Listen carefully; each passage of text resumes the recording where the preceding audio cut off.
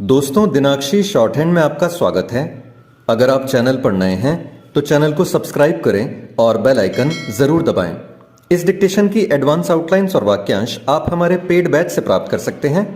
हमारे paid batch में आपको प्रतिदिन सभी डिक्टेशंस की एडवांस आउटलाइंस और वाक्यांश दिए जाते हैं और कुछ ऐसी डिक्टेशंस जो केवल पेड मेंबर्स को ही प्राप्त होती हैं। हमारे पेड बैच को ज्वाइन करने के लिए और बैच के बारे में संपूर्ण जानकारी प्राप्त करने के लिए आप डिस्क्रिप्शन बॉक्स में दिए गए मोबाइल नंबर पर व्हाट्सएप कर सकते हैं। इस डिक्टेशन की डेमो आउटलाइंस आप हमारे टेलीग्राम ग्रुप से प्राप्त कर सकते हैं। तो चलिए डिक्टेशन को स्टार्ट करते हैं। डिक्टेशन 5 सेकंड बाद स्टार्ट होगी।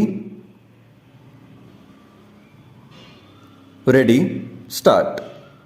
राहुल गांधी ने जिस तरह यह कहा कि चाहे कुछ भी हो वह केंद्र सरकार को जाति आधारित गणना कराने के लिए विवश करेंगे, उससे यदि कुछ स्पष्ट है तो यही कि कांग्रेस उन क्षेत्रीय दलों से भी आगे निकलना चाहती है जो पहले से ही जातिवार गणना पर जोर देते चले आ रहे हैं।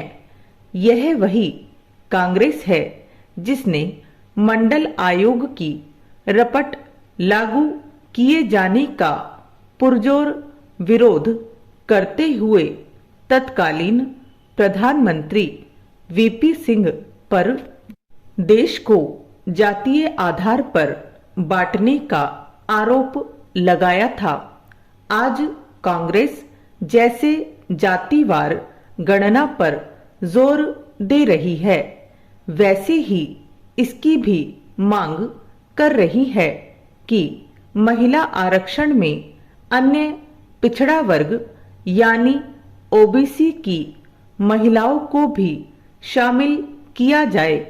लेकिन जब संप्रग सरकार के समय राज्यसभा से महिला आरक्षण विधेयक पारित हुआ था तो उसमें ऐसा कोई प्राविधान नहीं था। स्पष्ट है कि कांग्रेस अपनी विचारधारा बदल रही है और इस क्रम में वह क्षेत्रीय दलों वाले तौर तरीके अपना रही है। कांग्रेस जब से केंद्र की सत्ता से बाहर हुई है, वह अपनी विचारधारा को लेकर भ्रमित है। वह अपनी खोई हुई राजनीतिक जमीन पाने के लिए बार बार अपने मुद्दे बदल रही है। इसका परिणाम यह है कि वह अपनी मूल विचारधारा खोती जा रही है। आज किसी के लिए यह समझ पाना कठिन है कि कांग्रेस की विचारधारा क्या है। कांग्रेस आज भले ही जातिवार गणना को अपना मुख्य मुद्दा बना रही हो, लेकिन इसकी अनदेखी नहीं की जा सकती कि मनमोहन सरकार ने 2011 में सहयोगी दलों के दबाव में जाति आधारित जनगणना तो कराई, लेकिन उसके आंकड़े जारी नहीं किए। कर्नाटक में भी कांग्रेस ने अपने पिछले शासन में जातिवार गणना कराई थी, लेकिन उसके भी आंकड़े उसने जारी नहीं किए थे। यदि राहुल गांधी जातिवार गणना को इतना ही आवश्यक समझ रहे हैं तो फिर वह कर्नाटक की अपनी सरकार से जाति गणना के आंकड़े जारी करने को क्यों नहीं कहते।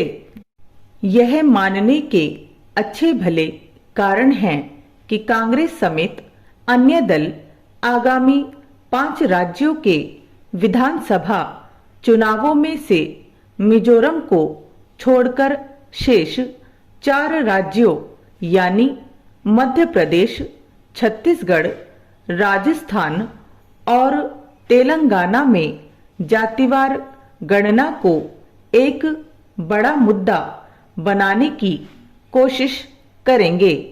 यह ठीक है कि भाजपा को अनुसूचित जातियों जनजातियों के साथ ओबीसी समुदाय के एक बड़े वर्ग का समर्थन हासिल है और मोदी सरकार की विभिन्न कल्याणकारी योजनाओं से इन वर्गों को अच्छा खासा लाभ भी मिला है, लेकिन उसे जातिवार गणना के मुद्दे का सामना करना ही होगा। इस सिलसिले में प्रधानमंत्री ने यह कहा है कि उनके लिए गरीब ही सबसे बड़ी जाति और आबादी है।